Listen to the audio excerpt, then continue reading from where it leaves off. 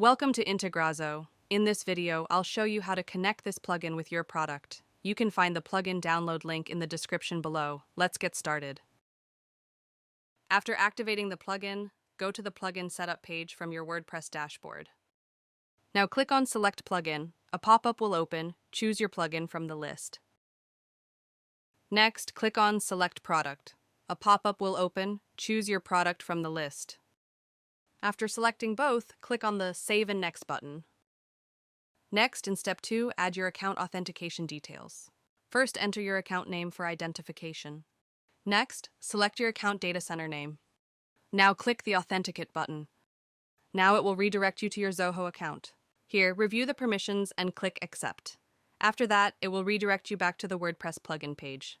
Step 3 is the field mapping section. Here, you can map your form fields with your product fields.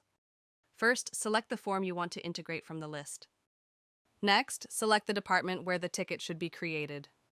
After selecting both, click on the Save and Next button. Now the field mapping area will open. On the left side, the form fields will appear, and on the right side, the product fields will appear. Here, simply map the fields. After completing the field mapping, click on the Save Mapping button. Now the integration is completed successfully. Next, go to the Setup page. Here, all your integrations will be listed. You can enable or disable any integration using the toggle button. Next, click on the Logs tab at the top. Here, all the entries are listed, including successful and failed records. If needed, you can also resync the entries from here. That's all for now. Thank you for watching. If you have any questions, feel free to comment below. Don't forget to check the plugin link in the description.